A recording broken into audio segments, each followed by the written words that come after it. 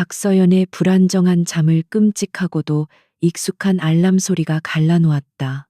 변두리에 위치한 작은 아파트에서 몸을 웅크린 채 누워있는 그녀는 마치 삶이라는 덫에 갇힌 작은 짐승 같았다. 피곤함과 지루함은 현재 그녀의 상태를 가장 정확하게 묘사하는 두 단어였다.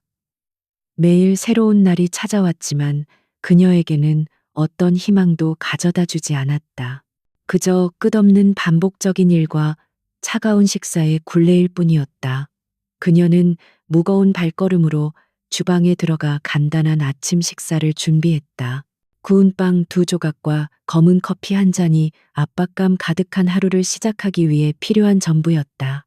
서연은 대한민국 최고의 기술 기업 중 하나인 효성그룹의 계약직 직원이었다. 그녀의 직책은 오래된 서류를 처리하는 지루하고 의미 없는 일이었다. 지난 3년 동안 그녀는 열심히 일하며 최선을 다했다. 그러나 그러한 노력은 헛된 것 같았다. 그녀는 정규직 동료들에게 항상 무시당했고 한 번도 인정받지 못했다. 그러한 불공평함에도 불구하고 그녀는 항상 자신의 일을 훌륭하게 완수했다. 직장에서 서연의 책상은 사무실 한 구석 창문 바로 옆에 위치해 있었다. 햇빛이 그곳으로 스며들었지만 그녀의 영혼을 따뜻하게 하기에는 역부족이었다. 그녀의 동료들은 무감각한 사람들이었다. 그들은 함께 웃고 함께 어울렸지만 그녀를 마치 외계인처럼 멀리했다. 서연은 거대한 회사에서 보이지 않는 유령처럼 느껴졌다. 모든 사람들은 그녀의 계약직 위치를 경멸했다. 그들은 그녀가 정규직을 얻을 만큼 충분한 능력이 없다고 생각했다. 그녀의 부서장인 이대호는 거만하고 탐욕스러운 사람이었다. 그는 항상 그녀에게 야근을 강요하는 방법을 찾으려 했다. 이대호는 자신의 발전을 위해 타인을 이용하는 것을 전문으로 하는 사람이었다. 그는 항상 그녀에게 이름 없는 의미 없는 일들을 맡겼다.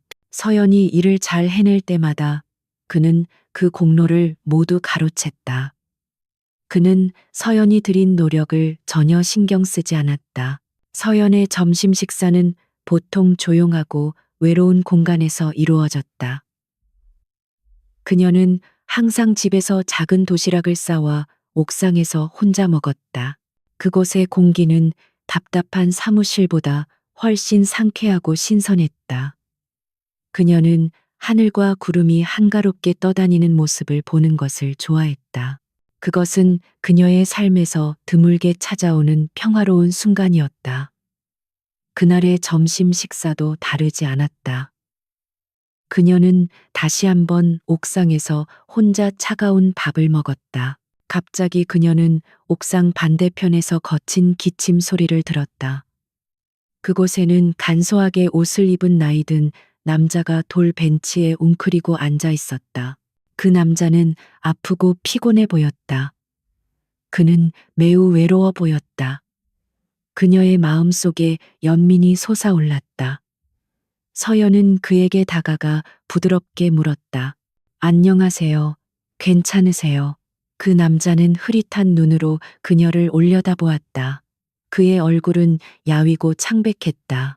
그는 고개를 저으며 몇 번 기침을 하더니 조용히 말했다. 괜찮습니다. 신경 쓸 필요 없어요. 하지만 서연은 그 자리를 떠날 수 없었다. 그녀는 그가 도움이 필요하다는 것을 알았다. 그녀의 점심 식사에는 따뜻한 수프가 있었다. 그것은 간단한 음식이었지만 그가 지금 필요로 하는 것이었다. 그녀는 따뜻한 수프 한 그릇을 떠서 그에게 건넸다. 이걸 조금 드셔서 몸을 녹이시는 게 좋겠어요. 그녀는 부드러운 목소리로 말했다. 제가 직접 만들었어요. 아주 맛있지는 않지만 기분이 나아지실 거예요. 그 남자는 서연의 손에 있는 수프 그릇을 바라보았다. 그의 눈에서 갑자기 눈물이 흘러내렸다. 그 남자의 이름은 권태준이었다. 그는 효성그룹의 CEO였으며 권위 있고 성공한 사람이었다. 그러나 지금은 가장 가까운 사람들에게 배신당하고 고립된 상태였다. 그는 심하게 아파서 병원에 입원해야 했다. 치료 도중 그는 약간의 평화를 찾기 위해 몰래 빠져나왔다. 그는 신선한 공기를 마시고 삶의 무거운 짐을 잠시 잊고 싶었다. 그는 자신을 알지도 못하는 낯선 여자가 자신을 이렇게까지 신경 써줄 거라고는 상상하지 못했다. 서연은 태준의 옆에 앉아 함께 점심 식사를 했다. 그들은 삶의 소소한 것들에 대해 이야기했다. 그녀는 그에게 자신의 지루한 일에 대해 이야기했다. 그는 그저 조용히 들었다. 태준의 마음이 따뜻해졌다. 그는 주변 사람들에게서 이런 따뜻함을 느껴본 적이 없었다. 그들은 오직 권력과 돈에만 관심이 있었다. 그는 처음으로 자신을 알지 못하지만 진심으로 자신을 대하는 사람을 찾았다. 점심 식사 후 태주는 훨씬 기분이 좋아졌다. 그는 서연에게 감사 인사를 전하고 그녀의 이름을 물었다. 그녀는 자신의 이름을 말하고 작별 인사를 했다. 떠나기 전 태주는 그녀의 손을 꼭 잡고 말했다. 고맙습니다. 당신은 좋은 사람입니다. 서연은 그의 눈을 바라보며 미소를 지었다. 그녀의 미소는 마치 햇살 같았고 그의 마음을 따뜻하게 했다. 그녀는 그 남자가 오랫동안 잃어버렸던 자신의 친오빠라는 사실을 전혀 알지 못했다. 그 후 그녀는 신속하게 사무실로 돌아가 일했다. 하지만 몇 시간 후 이대호 부장이 그녀를 사무실로 불렀다. 그의 얼굴은 차갑고 진지했다. 그는 긴급 회의가 있으니 참석해야 한다고 말했다. 서연은 뭔가 불안한 느낌이 들었다. 그녀가 회의실에 들어섰을 때 모든 사람들이 그녀를 이해할 수 없는 시선으로 바라보았다. 교활하고 권력 있는 김민호 전무가 그곳에 앉아 있었다. 그의 얼굴은 자기 만족으로 가득 차 있었다. 그는 경멸적이고 차가운 눈으로 서연을 바라보았다. 김민호는 그녀의 업무 성과에 대해 말하기 시작했다. 그는 그녀가 충분한 능력이 없다는 것을 증명하기 위해 위조된 증거들을 제시했다. 서연은 충격을 받았다. 그녀는 그 증거들이 위조된 것이라는 것을 알았다. 그녀는 지난 3년 동안 정말 열심히 일했다. 그녀는 해명하려 했지만 김민호는 그녀에게 기회를 주지 않았다. 그는 그저 비웃는 듯한 시선으로 그녀를 바라보며 말했다. 우리는 당신 같은 직원은 필요 없습니다. 당신의 계약직은 오늘부로 해지됩니다. 서연은 마치 벼락을 맞은 것 같았다. 그녀는 방금 들은 것을 믿을 수 없었다. 그녀가 들인 모든 노력 끝에 이것이 그녀가 받은 결과였다. 그녀는 이대호와 김민호를 바라보았다. 그들 모두 그녀를 비웃고 있었다. 그녀의 마음이 산산조각 났다. 눈물이 흘러내렸다. 그녀는 분노 때문에 우는 것이 아니었다. 그녀는 배신감과 상처 때문에 울었다. 김민호는 일어나서 해고 통지서와 그녀의 물건이 담긴 작은 상자를 그녀에게 건넸다. 그는 말했다. 회사에서 나갈 시간은 10분입니다. 서연은 떨리는 손으로 해고 통지서를 받았다. 그녀는 이 결정을 바꿀 방법이 없다는 것을 알았다. 그녀는 회의실을 떠났다. 그녀의 발걸음은 무거웠다. 그녀가 자신의 책상을 지나갈 때 몇몇 동료들이 속닥거리고 낄낄거리는 것을 보았다. 그녀는 극도로 창피하고 굴욕적이었다. 서연은 건물을 떠났다. 그녀는 붐비는 거리를 걸었다. 그녀는 어디로 가야 할지 몰랐다. 그녀의 미래는 암흑이었다. 그녀에게는 가족이 없었다. 그녀의 부모님은 그녀가 어렸을 때 돌아가셨다. 그녀는 홀로 생존하기 위해 노력해야 했다. 그녀는 항상 의미 있는 삶을 살려고 노력했다. 그러나 삶은 그녀에게 그런 기회를 주지 않았다. 그녀는 그 어느 때보다 외로움을 느꼈다. 그녀에게는 마음을 털어놓을 사람이 아무도 없었다. 비가 내리기 시작했다.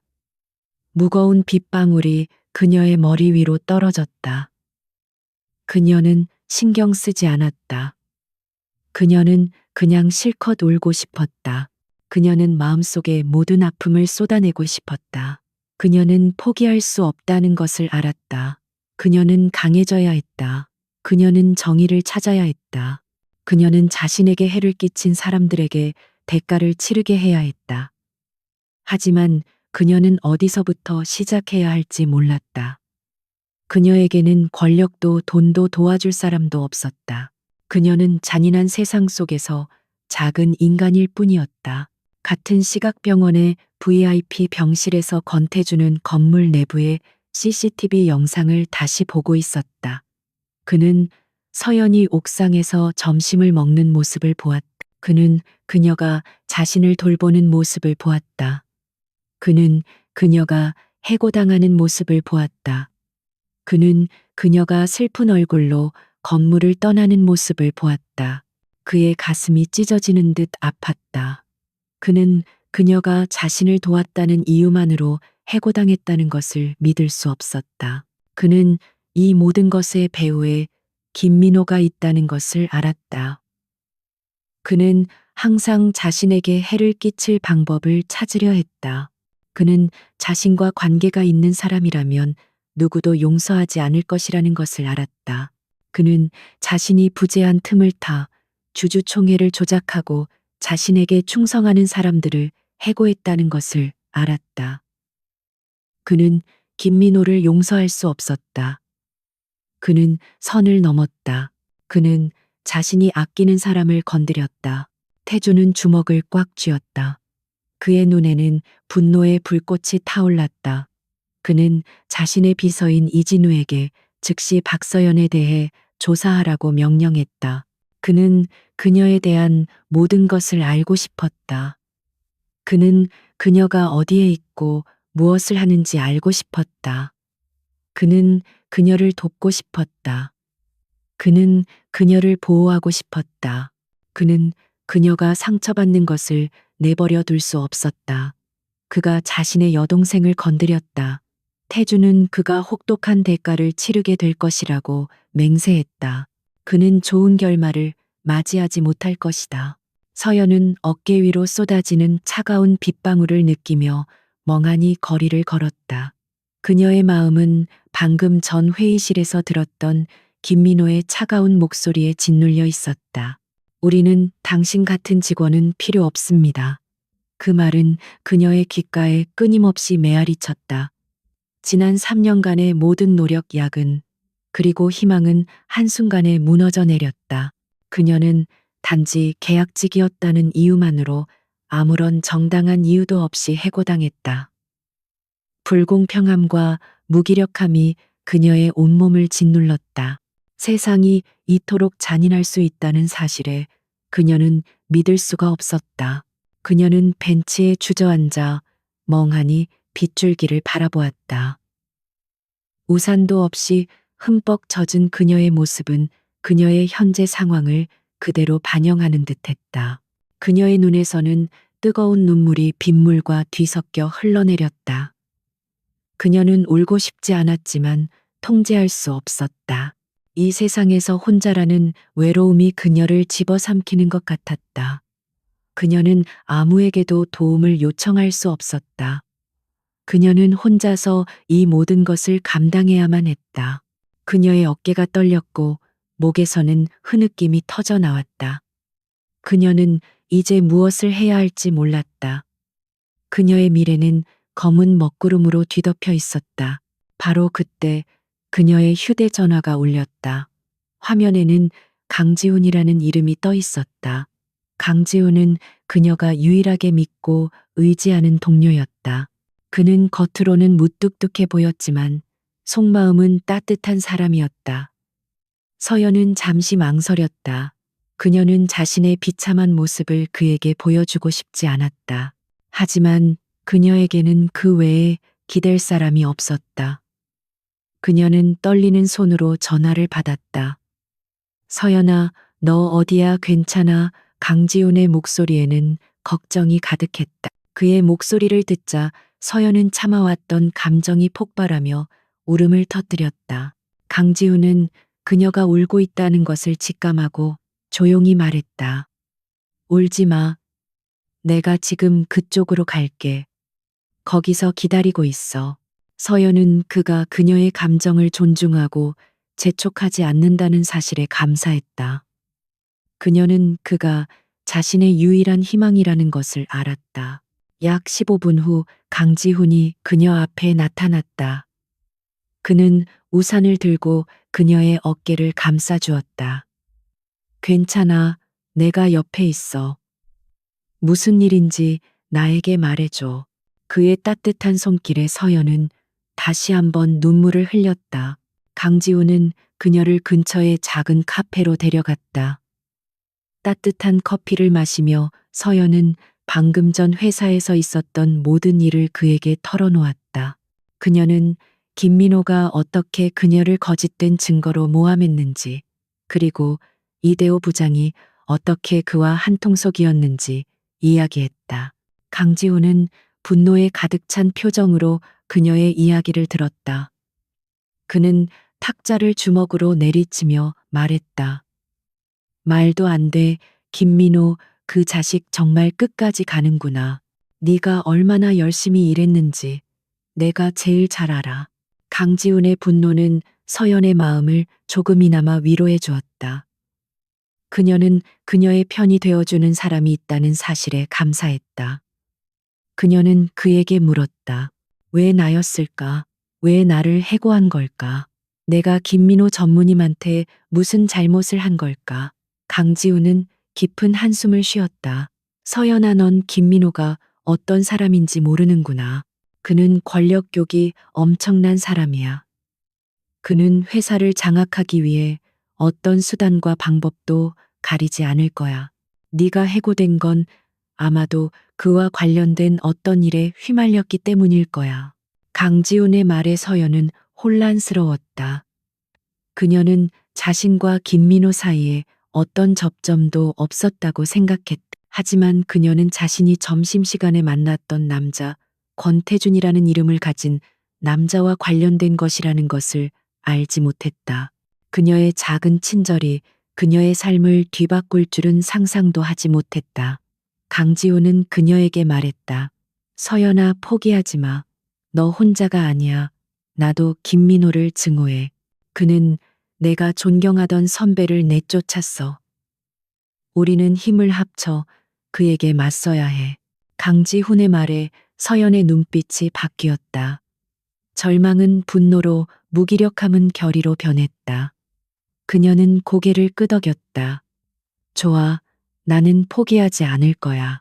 나는 나 자신을 위해, 그리고 다른 모든 계약직 직원들을 위해 싸울 거야. 강지훈은 그녀의 손을 잡으며 말했다.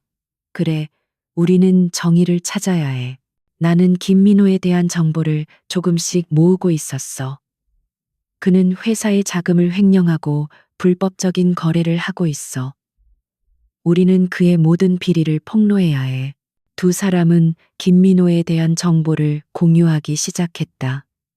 강지훈은 그가 모은 자료들을 서연에게 보여주었다. 그 자료들은 충격적이었다. 김민호는 회사 자금을 이용해 개인적인 사치를 누리고 있었고, 그의 비자금은 해외 계좌로 흘러가고 있었다. 그는 또한 몇몇 부서장들과 결탁하여 회사의 중요한 기술을 경쟁사에 넘기려 하고 있었다. 서연은 이 모든 것을 알게 되자 분노로 몸이 떨렸다. 그는 정말 악마야. 그녀는 주먹을 쥐고 말했다. 다음 날 서연은 김민호의 비리를 폭로하기 위한 첫걸음을 내디뎠다. 그녀는 회사 내부의 모든 컴퓨터에 있는 모든 오래된 데이터를 백업했다.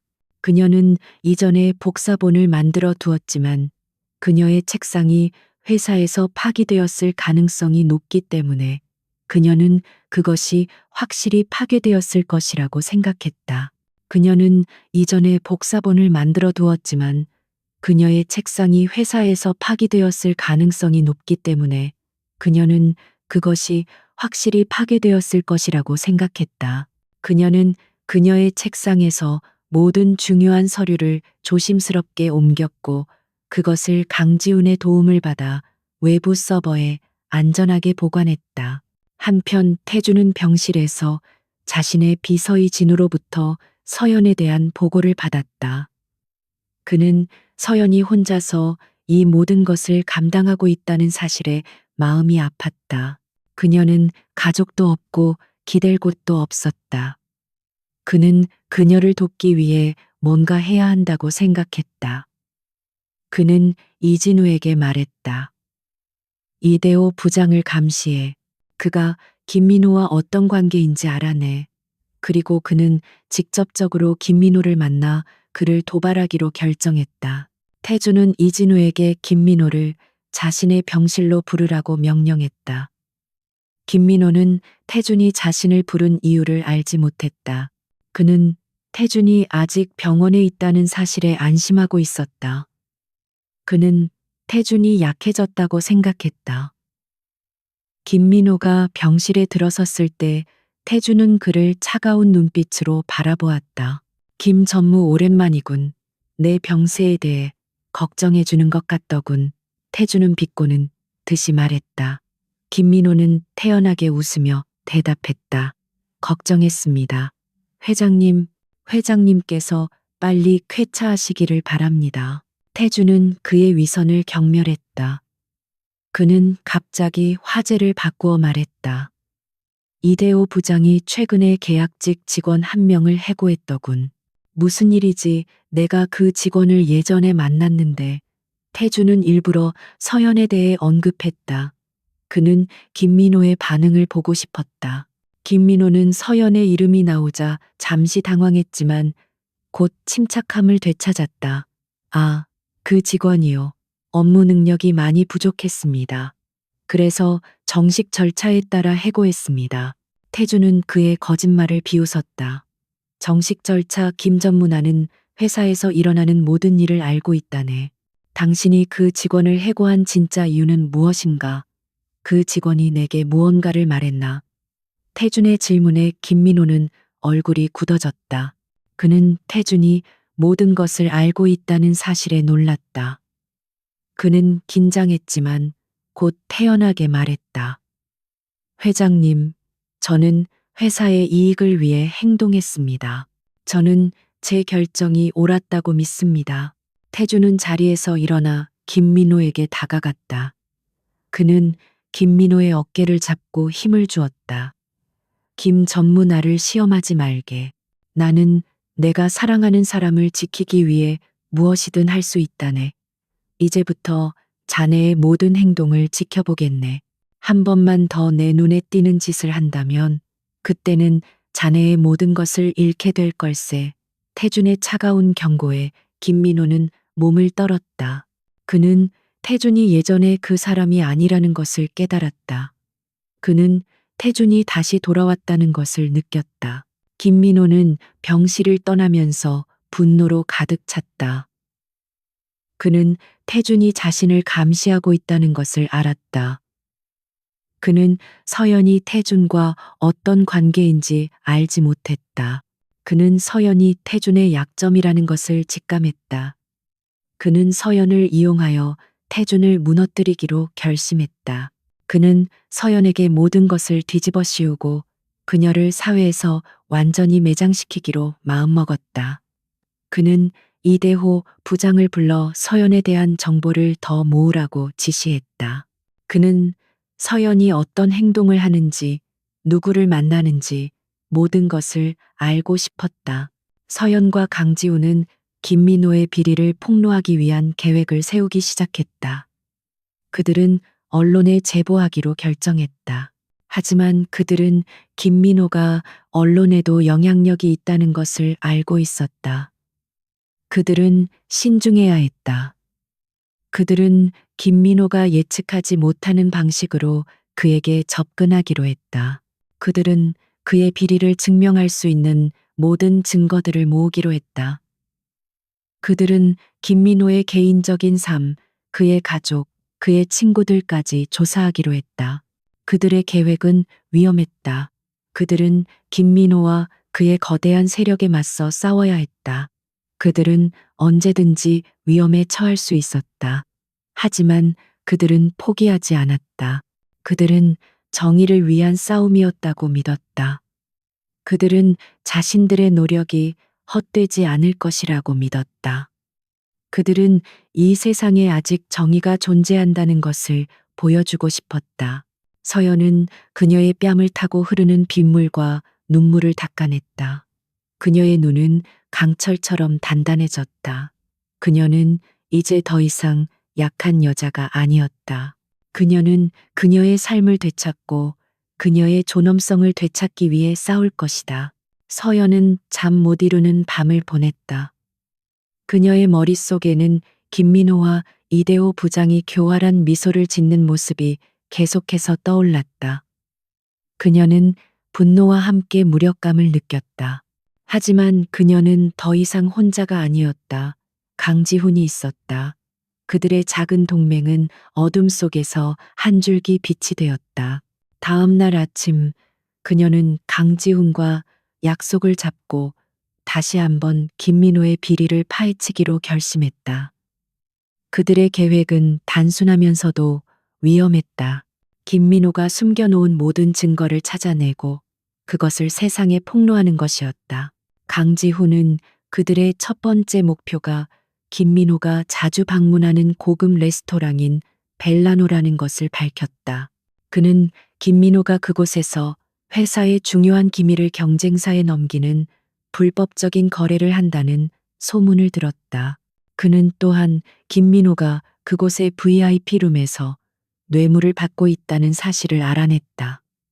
강지훈은 서연에게 그곳에서 일하는 웨이터 한 명을 알고 있다고 말했다. 그 웨이터는 김민호에게 불만을 품고 있었고 그를 돕고 싶어 했다. 서연과 강지훈은 즉시 벨라노로 향했다.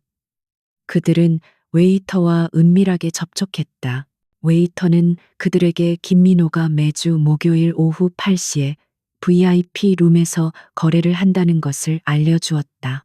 그는 또한 김민호가 항상 같은 서류 가방을 들고 다닌다는 것과 그 안에 거래에 관련된 중요한 서류가 들어있다는 것을 알려주었다. 서연은 그 웨이터에게 감사 인사를 전하고 그들의 계획을 세우기 시작했다. 그들은 목요일 저녁에 벨라노에 잠입하여 서류 가방을 훔치기로 했다. 계획은 매우 위험했다. 만약 그들이 발각된다면 그들은 모든 것을 잃게 될 것이었다. 하지만 서연은 망설이지 않았다. 그녀는 그녀의 존엄성을 되찾기 위해 그리고 정의를 위해 싸워야 한다고 믿었다. 목요일 저녁 서연과 강지우는 평범한 손님처럼 벨라노에 들어섰다. 서연은 고급스러운 드레스를 입고 강지우는 턱시도를 입었다. 그들은 김민호가 나타날 때까지 기다렸다. 약 8시경 김민호가 그의 파트너와 함께 VIP 룸으로 들어섰다. 그는 항상 들고 다니던 검은색 서류 가방을 손에 들고 있었다. 서연과 강지우는 서로 눈빛을 주고받았다. 이제 그들의 계획을 실행할 시간이었다. 강지우는 화장실에 가려고 일어섰다. 그는 김민호의 테이블을 지나가며 그의 서류 가방에 있는 칩을 몰래 교체했다. 그리고 서연은 그에게 다가가 우연히 부딪히는 척하며 서류 가방을 떨어뜨렸다. 죄송합니다. 서연은 허리를 숙이며 사과했다. 김민호는 서연을 알아보지 못했다. 그는 그녀가 고급스러운 손님이라고 생각했다. 그는 그녀에게 괜찮다고 말하고 서둘러 VIP 룸으로 들어갔다. 서연은 재빨리 칩이 교체된 서류 가방을 집어들었다. 그녀는 화장실로 가서 칩을 원래 서류 가방에 다시 넣었다. 그리고 그들은 그곳을 빠져나왔다. 그들은 서류 가방을 훔치는 대신 그 안에 있는 칩을 복사하는 것으로 계획을 바꾸었다. 그들은 김민호가 눈치채지 못하도록 매우 조심해야 했다. 그들의 작전은 완벽하게 성공했다. 그들은 차 안에서 칩을 분석하기 시작했다. 그 칩 안에는 김민호와 그의 파트너가 주고받은 모든 대화와 거래 내역이 담겨 있었다. 그들은 칩에 담긴 모든 정보를 다운로드했다. 그 정보들은 충격적이었다. 김민호는 효성그룹의 중요한 기술을 경쟁사인 K테크에 넘기고 있었고 그 대가로 엄청난 금액의 뇌물을 받고 있었다. 그는 또한 효성그룹의 자금을 횡령하여 개인적인 부동산을 구매하고 있었다. 서연은 그의 비리가 얼마나 심각한지 알게 되자 분노에 가득 찼다. 이걸로는 부족해. 서연은 단호하게 말했다. 이것은 그가 저지른 비리의 작은 부분일 뿐이야. 우리는 더 많은 증거를 찾아야 해. 강지우는 그녀의 말에 동의했다. 그들은 이대호 부장을 다음 목표로 삼기로 했다. 이대호는 김민호의 오른팔이었다. 그는 김민호의 모든 비리를 알고 있을 가능성이 높았다. 서연은 이대호에게 접근하기로 결심했다. 그녀는 그가 퇴근하는 길에 그를 기다렸다. 그는 그녀를 보자마자 당황했다. 서연 씨, 당신이 왜 여기에? 이대호는 뻔뻔하게 물었다. 서연은 그의 눈을 똑바로 바라보며 말했다. 부장님, 저를 해고한 이유가 무엇인지 알고 싶습니다. 이대호는 당황했지만 곧 냉정함을 되찾았다. 나는 당신이 해고당한 이유를 모릅니다. 그것은 김민호 전무의 결정이었습니다. 서연은 그의 거짓말을 비웃었다. 부장님, 저는 모든 것을 알고 있습니다. 당신이 김민호의 꼭두각시였다는 것을요. 당신은 저를 이용했고 저를 버렸습니다. 서연의 말에 이대호는 몸을 떨었다. 그는 그녀가 모든 것을 알고 있다는 사실에 두려움을 느꼈다. 서연은 그에게 말했다. 부장님, 당신은 아직 기회가 있습니다. 김민호의 비리를 폭로하고 정의를 위해 싸우세요. 그러면 당신은 용서받을 수 있습니다. 이대호는 망설였다. 그는 김민호를 두려워했지만 자신의 미래를 생각했다. 그는 서연이 그에게 마지막 기회를 주고 있다는 것을 알았다. 그는 한참을 망설이다가 서연에게 말했다. 좋아, 내가 당신을 돕겠습니다. 하지만 당신은 나를 보호해줘야 합니다. 서연은 고개를 끄덕였다. 약속합니다. 하지만 당신은 모든 것을 말해야 합니다. 김민호가 저지른 모든 비리를. 이대호는 서연을 자신의 아파트로 데려갔다. 그는 그녀에게 김민호가 숨겨놓은 모든 중요한 서류가 있는 비밀 금고의 위치를 알려주었다. 금고는 이대호의 서재에 있는 가짜 책장 뒤에 숨겨져 있었다. 서연은 금고를 열었다. 그 안에는 수많은 서류와 하드드라이브가 들어있었다. 그 서류들은 김민호가 회사의 자금을 횡령하고 뇌물을 받고 불법적인 거래를 한 모든 증거였다. 서연은 모든 서류를 사진으로 찍고 하드드라이브의 내용을 복사했다. 그녀는 이대호에게 감사 인사를 전하고 그곳을 떠났다. 그녀의 마음은 승리로 가득 찼다.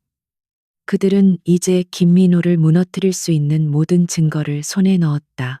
한편 태주는 이진우로부터 이대호가 서연과 만났다는 보고를 받았다. 그는 서연이 이대호를 설득했다는 사실에 놀랐다.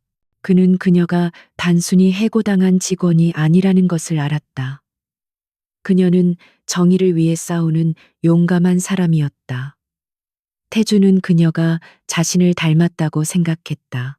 그는 그녀에게 직접 연락하여 그녀를 돕고 싶었지만 그녀가 자신의 정체를 알게 되면 혼란스러워할 것을 우려했다. 그는 조용히 그녀의 뒤에서 그녀를 돕기로 결심했다. 태주는 이진우에게 김민호가 모르는 방식으로 서연을 보호하라고 명령했다. 그는 또한 이대호에게 연락하여 그가 안전하다는 것을 안심시켰다. 태주는 김민호가 그들의 계획을 눈치채기 전에 모든 것을 끝내야 한다고 생각했다. 그는 곧 있을 주주총회를 기회로 삼기로 했다.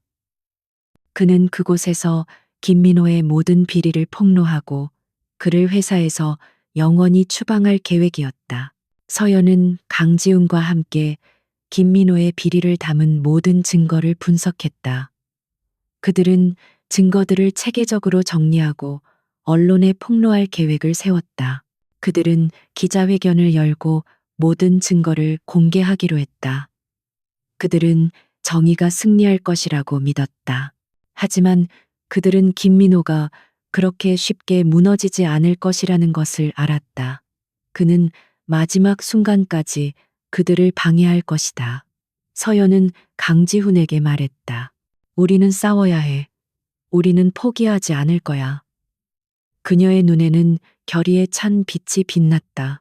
서연은 이대호에게서 얻은 증거물을 정리하며 밤을 새웠다.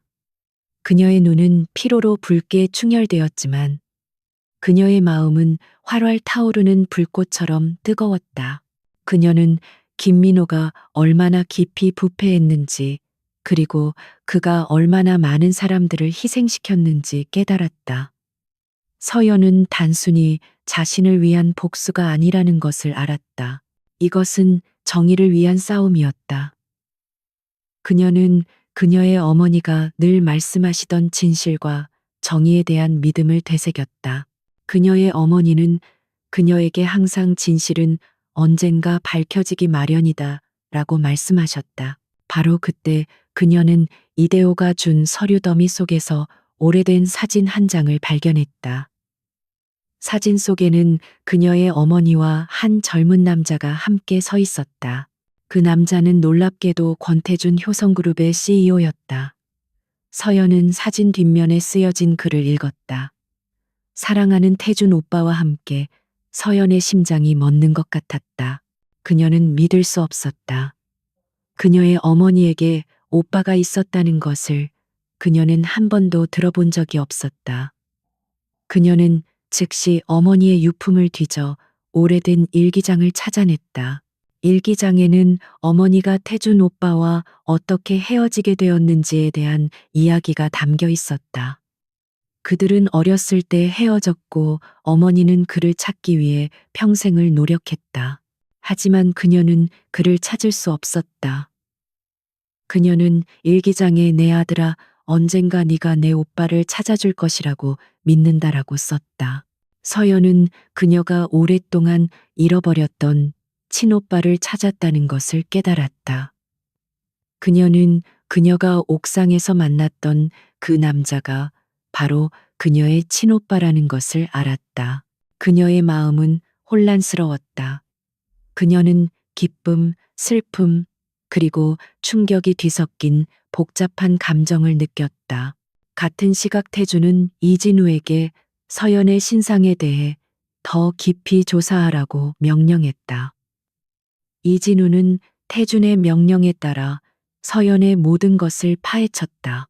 그는 서연의 출생 기록, 그녀의 부모님, 그리고 그녀의 과거를 조사했다. 그는 서연의 어머니가 권태준의 여동생이라는 사실을 밝혀냈다. 이진우는 즉시 태준에게 이 사실을 보고했다. 태준은 충격을 받았다. 그는 그의 여동생이 살아있다는 것을 믿을 수 없었다. 그는 그녀를 찾기 위해 평생을 노력했지만 실패했다. 그리고 이제 그녀의 딸이 그의 눈앞에 나타났다. 태주는 서연이 자신의 조카라는 사실을 알게 되자마자 그녀를 찾아가고 싶었지만 그는 그녀의 안전을 걱정했다. 그는 김민호가 서연과 자신 사이의 관계를 알게 된다면 서연을 해치려 할 것이라고 생각했다. 그는 그녀를 보호하기 위해 조심스럽게 접근하기로 했다. 그는 이진우에게 서연을 감시하고 그녀가 위험에 처할 경우 즉시 그에게 보고하라고 명령했다. 태주는 이제 서연을 돕는 것이 그의 의무라고 생각했다. 그는 그녀를 위해 모든 것을 걸고 김민호와 싸울 것이다. 서연은 자신의 정체에 대해 생각하며 혼란스러워했다. 그녀는 자신이 효성그룹의 CEO의 조카라는 사실을 믿을 수 없었다. 그녀의 삶은 한순간에 바뀌었다. 그녀는 그녀의 어머니가 남긴 유산을 이어받아야 한다고 생각했다. 그녀는 그녀의 오빠를 찾아야 한다고 생각했다. 하지만 그녀는 두려웠다. 그녀는 그녀의 오빠가 그녀를 받아들일지 확신할 수 없었다. 그녀는 그녀의 오빠가 그녀를 버릴까봐 두려웠다. 그녀는 모든 것이 꿈이라고 생각했다. 강지우는 서연의 표정을 보고 뭔가 심각한 일이 일어났다는 것을 직감했다. 무슨 일이야? 서연아, 괜찮아? 강지우는 걱정스러운 목소리로 물었다. 서연은 그에게 모든 것을 털어놓았다. 그녀는 그녀의 어머니와 권태준의 사진을 그에게 보여주었고 일기장에 쓰여진 글을 읽어주었다. 강지훈은 충격을 받았다. 그는 서연이 효성그룹의 CEO의 조카라는 것을 믿을 수 없었다. 말도 안 돼. 그럼 네가 그분의 조카라고. 그럼 그분이 너를 해고한 건. 강지우는 말을 잇지 못했다. 서연은 고개를 저으며 말했다. 그분은 내가 누군지 몰랐을 거야. 그분은 내가 단지 해고된 계약직 직원이라고 생각했을 거야. 그리고 그분이 나를 해고한 건 김민호의 짓이었어. 강지우는 서연의 말을 믿었다. 그는 그녀의 눈을 바라보며 말했다.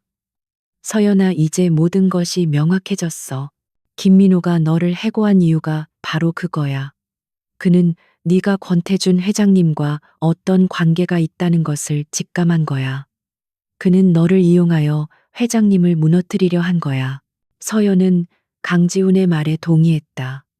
그녀는 김민호가 얼마나 교활하고 악랄한 사람인지 다시 한번 깨달았다. 그녀는 이제 더 이상 망설일 수 없다고 생각했다. 그녀는 그녀의 오빠를 찾아야 한다고 생각했다. 그녀는 그에게 모든 것을 말해야 한다고 생각했다. 그녀는 그가 그녀를 받아들이지 않을 수도 있다는 것을 알았지만 그녀는 그에게 진실을 말해야 한다고 생각했다. 그녀는 그녀의 어머니의 소원을 이루어 주어야 한다고 생각했다. 다음 날 서연은 태준이 입원해 있는 병원을 찾아갔다. 그녀는 그의 병실 문 앞에서 망설였다. 그녀는 심장이 터질 것 같았다. 그녀는 문을 열고 들어섰다.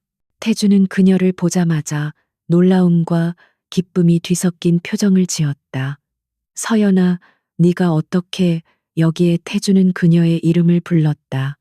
서연은 그의 눈을 바라보며 말했다. 아저씨, 아니, 오빠, 저 엄마의 딸이에요.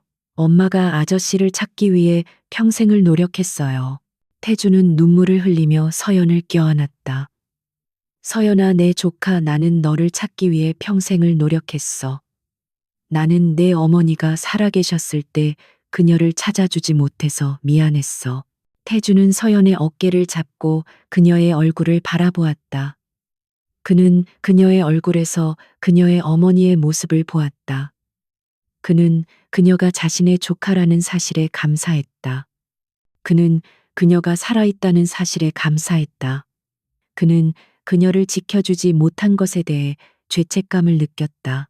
그는 그녀가 해고당했다는 것을 알면서도 그녀를 돕지 못했다는 것에 대해 죄책감을 느꼈다. 서연은 태준의 품에 안겨 울었다. 그녀는 그녀가 더 이상 혼자가 아니라는 것을 느꼈다. 그녀에게는 이제 가족이 있었다. 그녀에게는 그녀를 지켜줄 사람이 있었다. 그녀는 태준에게 모든 것을 털어놓았다. 그녀는 김민호가 그녀를 해고한 이유와 이대호에게서 얻은 모든 증거에 대해 이야기했다. 태준은 서연의 이야기에 귀 기울이며 분노로 주먹을 꽉 쥐었다. 그는 정말 악마야. 그는 내 가족을 건드렸어. 그는 혹독한 대가를 치르게 될 거야. 태준은 서연의 손을 잡고 말했다. 서연아, 이제 내가 너를 지켜줄게. 우리는 함께 싸울 거야. 우리는 김민호를 무너뜨리고 정의를 되찾을 거야. 서연은 태준의 말에 고개를 끄덕였다. 그녀는 그녀의 오빠가 그녀의 편이 되어 주었다는 사실에 안심했다. 그녀는 그들의 동맹이 김민호와 그의 세력을 무너뜨릴 수 있다고 믿었다. 태주는 이진우에게 김민호의 모든 행적을 조사하라고 명령했다. 그는 김민호가 회사 밖에서 어떤 비밀스러운 활동을 하고 있는지, 그리고 그의 동료가 누구인지 알고 싶었다. 태주는 김민호가 예측하지 못하는 방식으로 그에게 접근하기로 했다. 그는 그를 공개적으로 비난하는 대신 그를 몰래 함정에 빠뜨리기로 했다. 이진우는 태준의 명령에 따라 김민호의 모든 것을 조사했다. 그는 김민호가 해외에 비자금을 숨겨놓고 불법적인 거래를 하고 있다는 사실을 밝혀냈다. 그는 또한 김민호의 파트너가 한국의 거물 정치인이라는 사실을 알아냈다. 태주는 이 모든 정보에 충격을 받았다. 그는 김민호가 생각했던 것보다 훨씬 더 위험한 사람이라는 것을 깨달았다. 그는 서연의 안전을 더욱 걱정하게 되었다. 그는 그녀에게 당분간 숨어 지내라고 말했다. 서연은 태준의 말에 동의했다. 그녀는 그녀의 오빠가 그녀를 보호하기 위해 무엇이든 할 것이라는 것을 알았다. 그녀는 강지훈에게 모든 것을 말했다. 강지훈은 서연의 이야기에 놀랐지만 그는 그녀를 돕겠다고 약속했다. 그들은 함께 김민호의 비리를 폭로할 계획을 세웠다. 그들은 김민호가 가장 약한 시기에 그를 공격하기로 했다. 그것은 바로 다가오는 주주총회였다. 서연과 태주는 그곳에서 김민호의 모든 것을 폭로할 계획을 세웠다. 서연은 그녀의 오빠와 함께 정의를 위해 싸울 준비가 되어 있었다. 태주는 병상에서 완전히 회복하고 효성그룹으로 돌아왔다. 그의 귀환은 회사 전체를 충격에 빠뜨렸다. 직원들은 그가 거의 죽을 뻔했다는 소문을 들었지만 이제 그는 예전보다 더 강하고 결의에 찬 모습으로 돌아왔다. 그의 첫 번째 행동은 김민호 전무를 해임하는 것이 아니라 그를 완전히 무시하는 것이었다. 태주는 김민호에게 어떤 직책도 주지 않았고 그의 의견을 듣지 않았으며 그를 모든 중요한 회의에서 제외했다. 김민호는 공기처럼 존재했다. 김민호는 태준의 행동에 분노하고 혼란스러워했다. 그는 태준이 왜 자신을 해고하지 않는지 이해할 수 없었다. 그는 태준이 자신을 완전히 파괴하려는 계획을 세우고 있다는 것을 알지 못했다.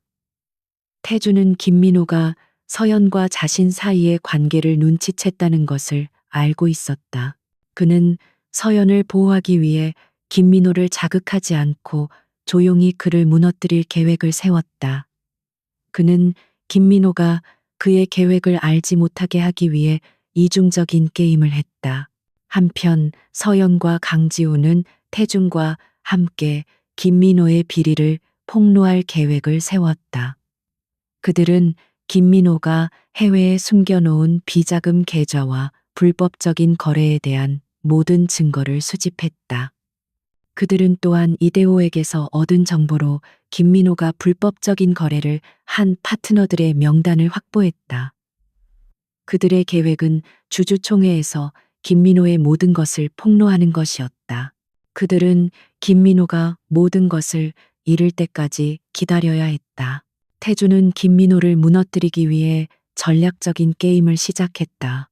그는 김민호의 부하들을 하나씩 제거했다. 그는 그들에게 김민호의 비리에 대해 자백할 기회를 주었다. 만약 그들이 자백한다면 그들은 감형을 받을 수 있었다. 하지만 만약 그들이 거부한다면 그들은 김민호와 함께 감옥에 갈 것이었다. 대부분의 부하들은 태준의 제안을 받아들였다.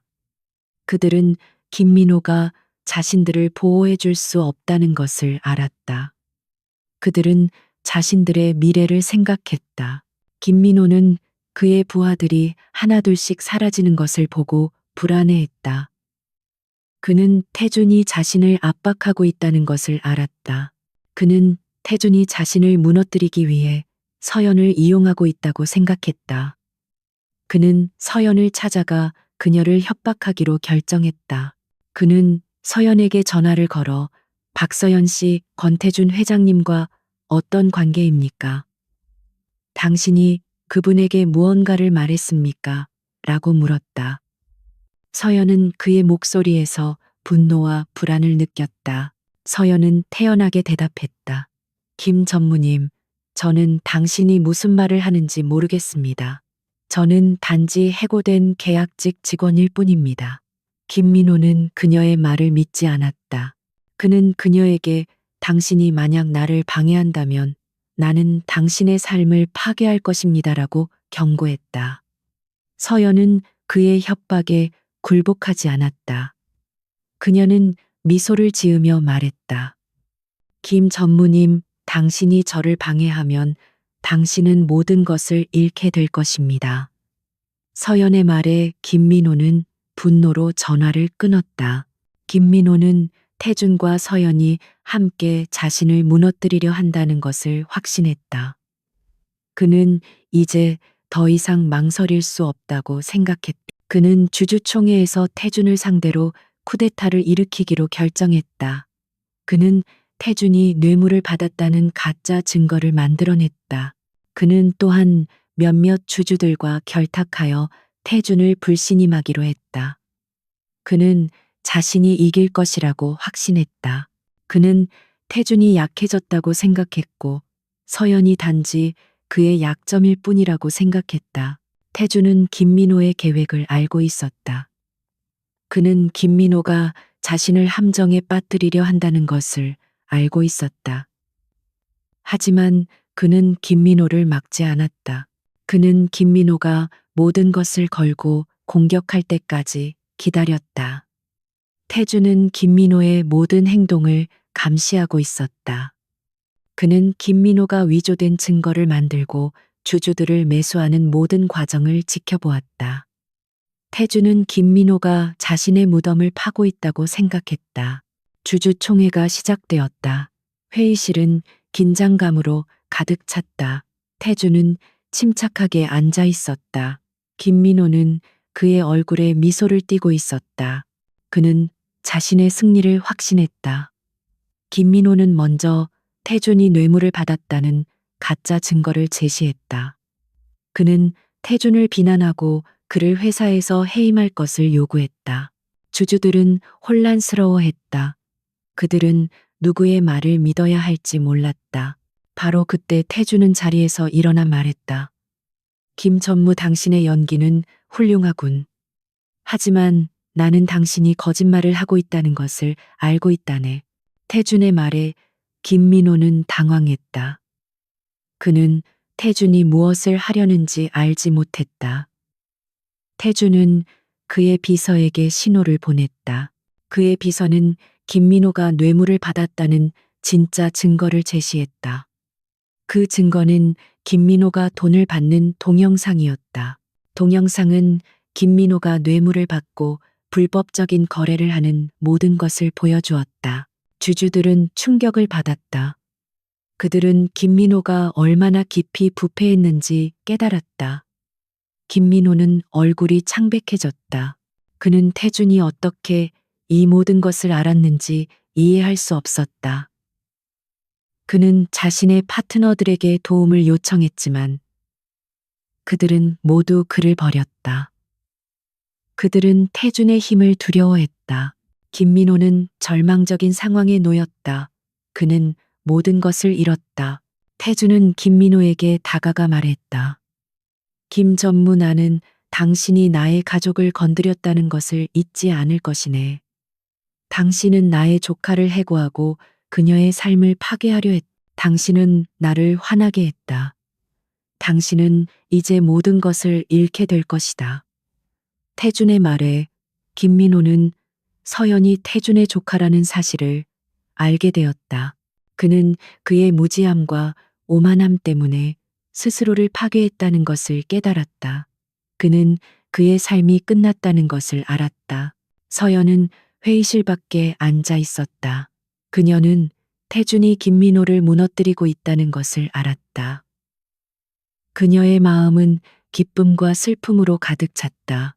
그녀는 그녀의 어머니의 소원이 이루어지고 있다는 사실에 기뻤지만 그녀의 오빠가 위험에 처했다는 사실에 슬펐다. 그녀는 태준이 혼자서 이 모든 것을 감당해야 한다는 것에 대해 죄책감을 느꼈다. 그녀는 그녀가 태준을 도울 수 있는 유일한 방법은 그가 안전하게 돌아오기를 바라는 것이라고 생각했다. 주주총회가 끝났다. 김민호는 모든 것을 잃었다. 그는 회사에서 해고되었고 그의 모든 비리는 세상에 폭로되었다. 그는 법의 심판을 받게 될 것이었다. 태주는 회의실에서 나와 서연에게 다가갔다. 그는 그녀의 손을 잡고 말했다. 서연아, 우리는 이겼어. 서연은 눈물을 흘렸다. 그녀는 그녀의 오빠를 껴안고 말했다. 오빠, 내가 미안해. 태주는 그녀의 머리를 쓰다듬으며 말했다. 괜찮아. 이제 모든 것이 끝났어. 우리는 다시 시작할 수 있어. 태주는 김민호의 몰락 이후에도 긴장의 끈을 놓지 않았다. 그는 김민호와 그의 동료들이 최후의 발악을 할 것이라는 것을 직감했다.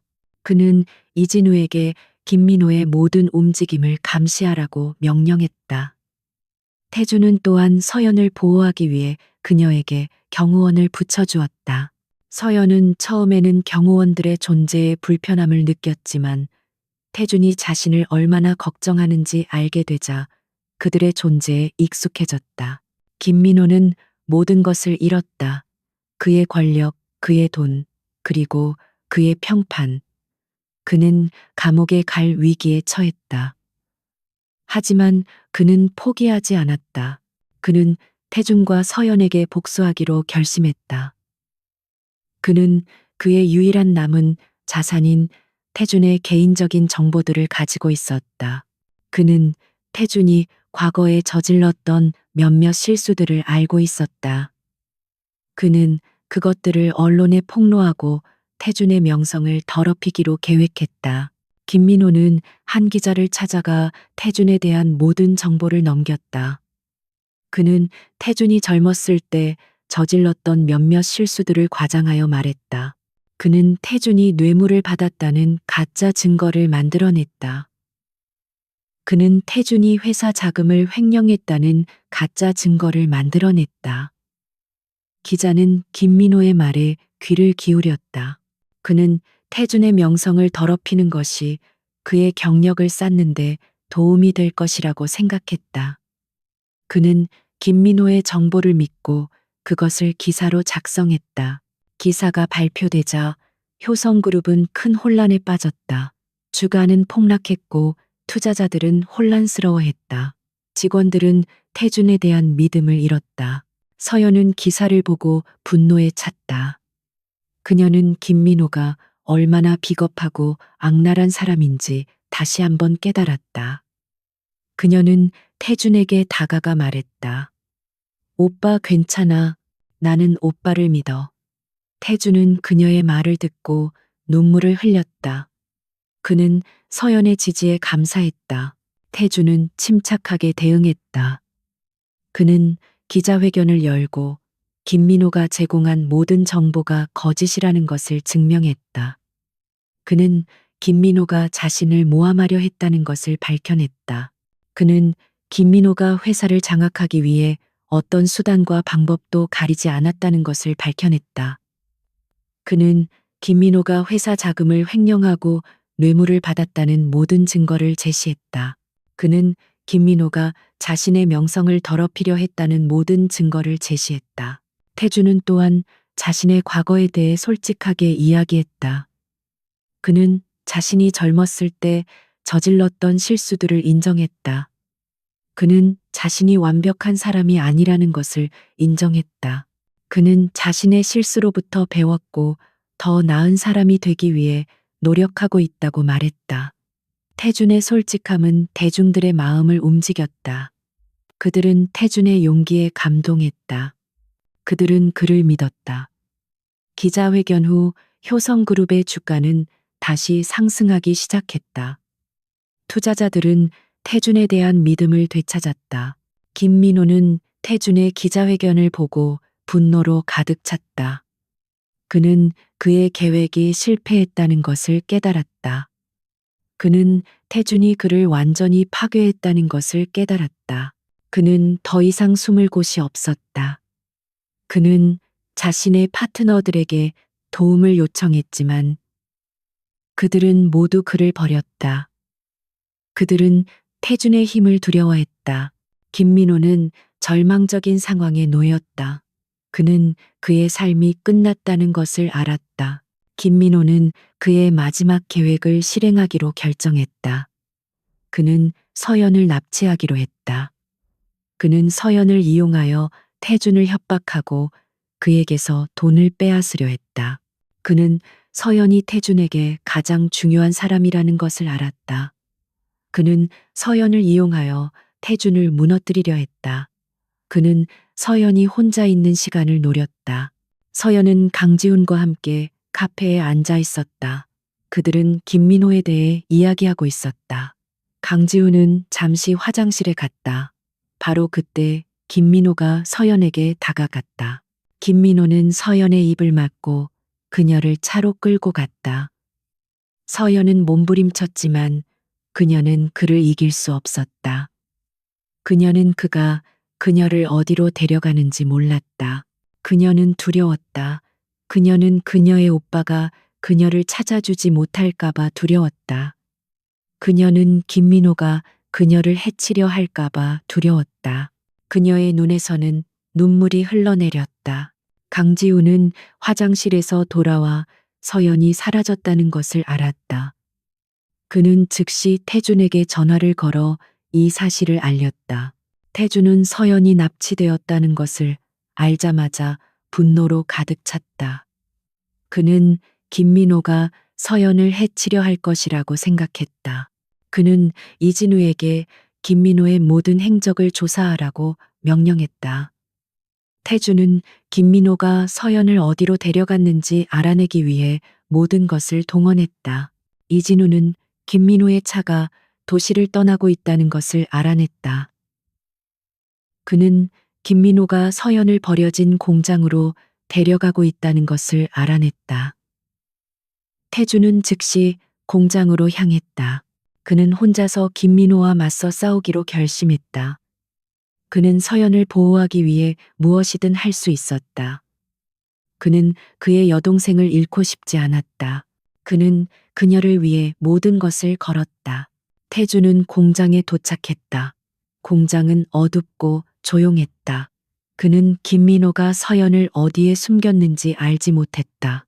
그는 조심스럽게 공장 안으로 들어갔다. 그는 김민호의 목소리를 들었다. 권 회장 당신이 여기 올 줄 알았지. 김민호는 서연을 인질로 잡고 있었다. 그는 서연의 목에 칼을 들이대고 있었다. 서연은 두려움에 떨고 있었다. 그녀는 태준을 바라보며 눈물을 흘렸다. 태준은 김민호를 바라보며 말했다. 김민호 당신은 정말 비겁하군. 왜 나를 해치려 하지 않고 내 가족을 해치려 하는가? 김민호는 미소를 지으며 말했다. 나는 당신이 얼마나 강한지 알고 있습니다. 그래서 나는 당신의 가장 약한 부분을 공격할 것입니다. 이제 당신이 이 게임에서 이길 수 없다는 것을 알게 될 것입니다. 태준은 김민호의 말을 비웃었다. 김민호 당신은 착각하고 있군. 나는 이 게임에서 이길 것이다. 나는 당신을 이길 것이다. 태준과 김민호는 서로를 노려보았다. 두 사람의 눈은 불꽃을 뿜어냈다. 그들의 싸움은 이제 시작되었다. 태준은 김민호의 주의를 분산시키기 위해 말했다. 김민호 당신이 나를 납치하려 했다는 것을 알고 있다네. 당신은 내가 당신을 용서할 것이라고 생각했나? 김민호는 태준의 말에 놀랐다. 그는 태준이 모든 것을 알고 있다는 것을 알았다. 태준은 김민호가 당황하는 틈을 타 서연에게 달려갔다. 그는 서연을 구하고 김민호와 격투를 벌였다. 태주는 김민호의 주의를 돌리는 데 성공했고 서연을 그의 소나귀에서 빼냈다. 그러나 김민호는 포기하지 않았다. 그는 주머니에서 칼을 꺼내 태준에게 달려들었다. 태준은 격투기 훈련을 받은 적이 있었지만 그는 오랜 시간 동안 병상에 누워 있었기 때문에 그의 몸은 약해져 있었다. 그는 김민호의 칼을 피하기 위해 몸을 비틀었다. 칼은 그의 팔을 스쳐 지나갔고 피가 흘러내렸다. 서연은 비명을 질렀다. 오빠 조심해. 서연은 태준을 도우려 했지만 태준은 그녀에게 가까이 오지 마. 내가 알아서 할게라고 소리쳤다. 태준은 김민호와 계속해서 격투를 벌였다. 그들의 싸움은 마치 선과 악의 싸움 같았다. 태준은 정의를 위해 서연을 위해 싸웠다. 김민호는 복수와 탐욕을 위해 싸웠다. 태준은 김민호의 공격을 피하며 그의 약점을 찾았다. 김민호는 분노에 눈이 멀어 무작정 달려들었다. 그의 공격은 예측 가능했고 태준은 그것을 이용했다. 태준은 김민호의 팔을 잡고 그를 바닥에 내동댕이 쳤다. 김민호는 충격으로 기절했다. 서연은 태준에게 달려가 그의 팔에 흐르는 피를 보았다. 그녀의 눈에서는 눈물이 흘러내렸다. 오빠 괜찮아. 서연은 그의 상처를 닦아주었다. 태준은 미소를 지으며 말했다. 괜찮아, 서연아. 나는 너를 지킬 수 있었어. 그것으로 충분해. 서연은 그를 껴안고 울었다. 그녀는 그녀의 오빠가 그녀를 위해 모든 것을 걸었다는 것에 대해 감사했다. 그녀는 그가 얼마나 용감하고 강한 사람인지 깨달았다. 바로 그때 경찰과 구급차가 공장에 도착했다. 강지훈이 경찰에 신고했다는 것을 알 수 있었다. 경찰은 김민호를 체포하고 그를 감옥으로 데려갔다. 김민호는 그의 죄에 대한 대가를 치르게 될 것이었다. 태주는 병원으로 이송되었다. 그의 상처는 깊지 않았지만 그는 회복해야 했다. 서연은 병원에서 그와 함께 있었다. 그녀는 그를 한순간도 떠나지 않았다. 그녀는 그의 옆에서 그를 돌보았다. 그녀는 그가 그녀의 어머니의 아들이라는 것을 다시 한번 느꼈다. 며칠 후 태주는 병원에서 퇴원했다. 그는 집으로 돌아왔다. 서연은 그의 집에서 그와 함께 살기로 했다. 그녀는 그를 돌보고 그와 함께 시간을 보내고 싶었다. 태주는 서연의 존재에 감사했다. 그는 그녀가 그의 삶에 가져다 준 기쁨에 감사했다. 그는 그녀가 그의 삶에 의미를 부여했다는 것에 감사했다. 그는 그녀가 그의 가족이라는 사실에 감사했다. 한 달 후 효성그룹은 새로운 CEO를 선임했다. 태주는 그 자리에 이진우를 추천했다. 이진우는 태준에게 충성스럽고 정직하며 유능한 사람이었다. 그는 효성그룹을 올바른 방향으로 이끌 수 있는 사람이었다. 태주는 이진우에게 나는 이제 은퇴하고 내 가족과 함께 시간을 보내고 싶다고 말했다. 이진우는 태준의 결정에 놀랐지만 그는 태준의 결정을 존중했다. 그는 태준에게 회장님, 저는 회장님의 결정을 존중합니다. 저는 효성그룹을 위해 최선을 다할 것입니다. 라고 말했다. 태준은 서연에게 이제 너의 미래에 대해 생각해야 해라고 말했다. 서연은 태준의 말에 미소를 지었다. 그녀는 그녀의 미래에 대해 생각하고 있었다. 그녀는 그녀의 어머니가 늘 꿈꾸던 삶을 살고 싶었다. 그녀는 정의를 위해 싸우는 사람이 되고 싶었다. 그녀는 태준에게 오빠 나는 변호사가 되고 싶어. 나는 정의를 위해 싸우고 싶어라고 말했다. 태준은 그녀의 말에 감동했다. 그는 그녀에게 네가 원하는 것을 해. 나는 너를 항상 지지할 것이다. 라고 말했다. 서연은 로스쿨에 지원했다. 그녀는 공부에 매진했고 훌륭한 성적으로 졸업했다. 그녀는 변호사가 되었고 그녀의 첫 번째 의뢰인은 그녀의 회사에서 부당하게 해고된 계약직 직원이었다. 서연은 그 직원을 위해 싸웠고 그를 이겼다. 그녀는 그 직원의 정의를 되찾아 주었다. 그녀는 그녀의 삶에 의미가 있다는 것을 느꼈다. 그녀는 그녀의 어머니의 소원을 이루어 주었다. 태주는 서연의 성공에 자랑스러워했다. 그는 그녀가 얼마나 훌륭한 사람인지 깨달았다. 그는 그녀가 그의 삶에 얼마나 큰 영향을 미쳤는지 깨달았다. 그는 그녀를 위해 모든 것을 희생할 수 있었다. 그는 그녀가 그의 삶에 가져다 준 기쁨에 감사했다. 그는 그녀가 그의 가족이라는 사실에 감사했다. 서연은 태준에게 오빠, 내가 해고당한 것이 내 삶에서 일어난 가장 좋은 일이었어 라고 말했다. 태준은 그녀의 말에 미소를 지었다. 그는 그녀의 말이 옳다는 것을 알았다. 그들의 삶은 한순간에 바뀌었다. 그들은 서로를 찾았고 서로를 통해 삶의 의미를 찾았다. 그들은 더 이상 혼자가 아니었다. 그들은 가족이었다. 그들은 함께 미래를 향해 나아갈 것이었다.